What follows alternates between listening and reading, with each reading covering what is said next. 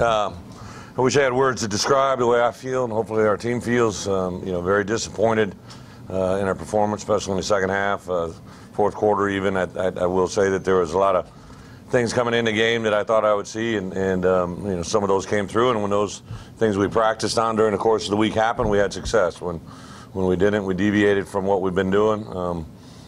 We had failure. So I think our defense at times just kept ringing the bell, answering the call, and doing what they had to do.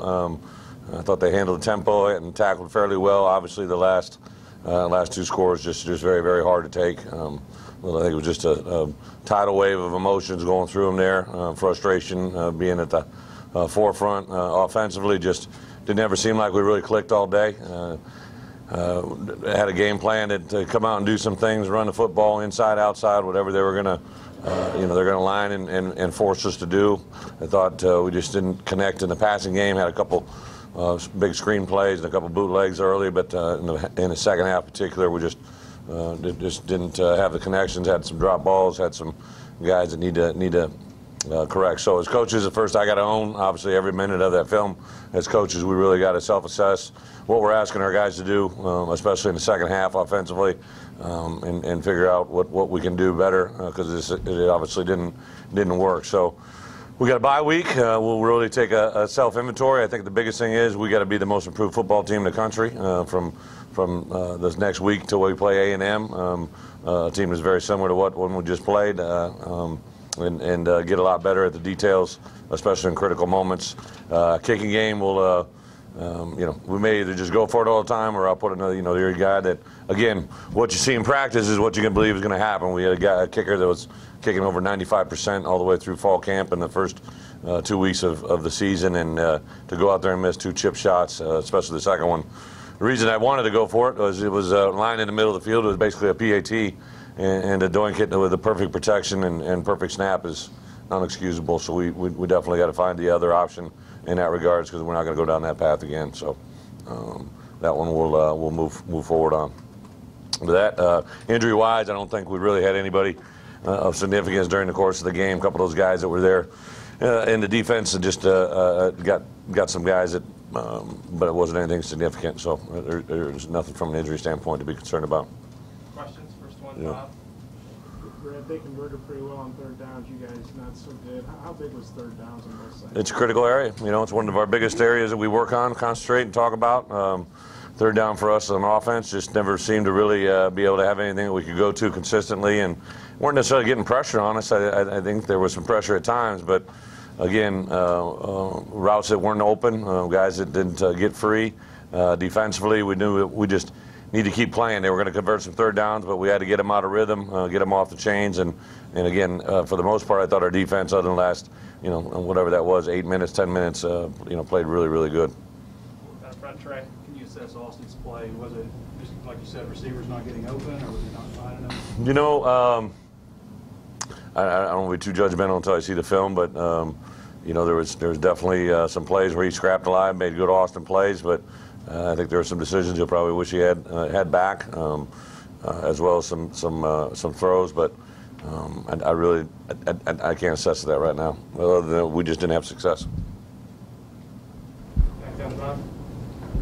Chase Hagan got a couple carries early, then you didn't go back. Was it just a deal where you felt like it wasn't going to be this day? I know at halftime they talked about they wanted to, at least the coaches wanted to go with one guy and try to keep him in there and try to keep some rhythm going. Somebody got a hot hand, and I think we came out in the second half. We did have a couple of big plays with David and Devois, but you got 3 big options back there, and I know that we wanted Chase to be on first, second down. We didn't really. Third down wasn't his down today, but first and second down, I can't talk to you about the rotation.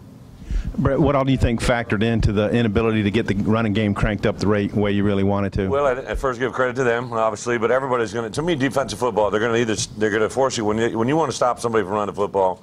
They're either going to set up the perimeter and not let you run outside, or they're going to jam up the middle and not allow you to run the football up inside. We got in some over formations, had some success out of some unique formations, but couldn't consistently do anything on the ground, and that really affected, I think, our play action pass game and the ability to find some receivers downfield. I think we got to physically strain a lot harder. It seems like smaller players that we wanted to lean on and put some weight on them and try to turn it into our type of game. And again, there were times there when I felt that momentum start to swing our way, and we do something to shoot ourselves in the foot. To your right along the wall. Ty Cleary played in his second game in as many games. How do you feel? How's your confidence him starting on the line? Ty's a good player. He had a good week of practice. I can't really comment as to somebody individually on just from the way the game flowed, but I don't think there was anything that glaringly that he did wrong. So I'd assume that he continued to make progress, and he's a good player. Front Trey. Bret, with them being a little bit smaller on defense, built for speed, were you surprised that you weren't able to convert some of those third downs and just have success? Absolutely. Yeah, I really felt that we should be able to lean on them, especially the perimeter guys. They're big guys inside. The D tackles have got some good size, good stature, but our thought was to try and get on the edges on the defensive ends and try to wear them down a little bit, but we were never able to really consistently get that done. To your right, Coach. Coach, you had a little success coming from O'Grady and Patton. Was there a reason we kind of stopped going to the tight ends, or did you see something different, a different look, or? No, I think there was a couple screen plays you're talking about early with them, yeah, and Patton caught it. We called the same play again later on. It went for nothing. I do know that they went back to some of those bootleg plays that hit early. One was Jonathan Nance and one was Patton, but to give credit to them, they shut him down the second time we saw him. Brett, on TV replays, what looked like Nance to throw slash every sort of touchdown. Yeah. Did you see or hear about that? Yeah, the official came over to me and said, hey, I couldn't see what he was doing, but he did something when I went over to him. He said something about brushing the shoulders off. He was emphatic about it when the throat slash, but obviously no room here for any type of hand justice. Just hand the ball to the official. Again, there's some new players, guys that Jeremy Patton jumped off sides in the red zone. Had some first year guys that haven't played a lot of football do some things that aren't characteristic to what our program is, and those got to be corrected. The good news is you're young players that'll be able to do that.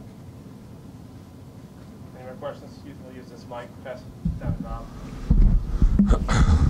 So as far as the kicker, I mean, is Mazza the guy for the A&M game? Also Connor Limpert. I just didn't want to go to Limpert.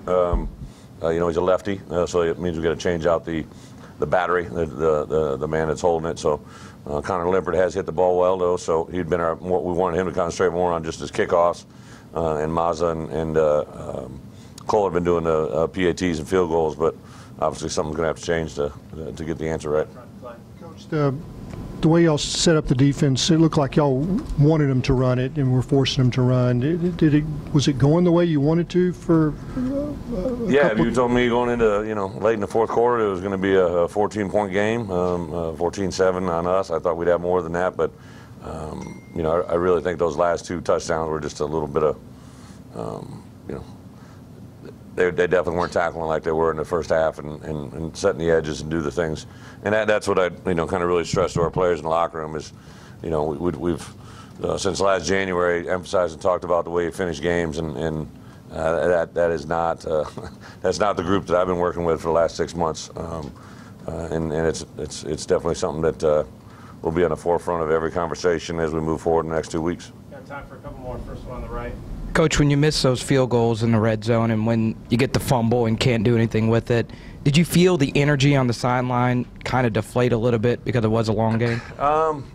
Those field goals were hard. They're hard. They're down in there. We even talked about it with the first one if we wanted to back it up, but he felt confident, very confident about the angle and the hit. Those are hard to take. We have a formula for red zone efficiency that if it's not touchdowns, we got to get field goals. And again, that second one is basically a PAT, and the miss that's juvenile. I mean, we gotta do whatever we got to do to make sure that that's something that can be handled in the future. But it takes its toll. I think again, that was probably something that really wore on our defense, was just they'd answer the bell, and then especially with the turnover on the kickoff return, it's just unacceptable.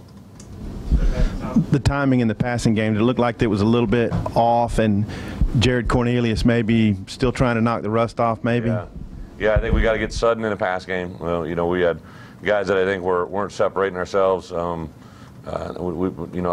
give a directive. I think we're trying to maybe work too many people. We need to just concentrate on here's our our 5 wide receivers. These guys are going to play in the game, get them the reps, and decide who they are.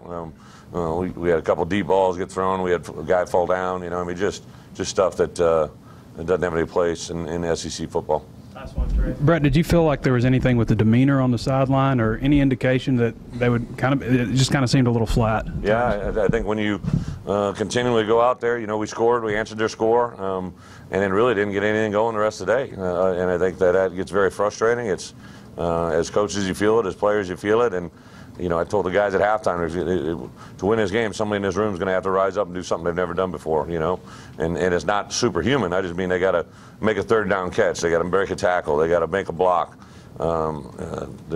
Just do something that's going to separate themselves in a game and give everybody a chance to win it. Thanks, everybody. Thanks, Coach.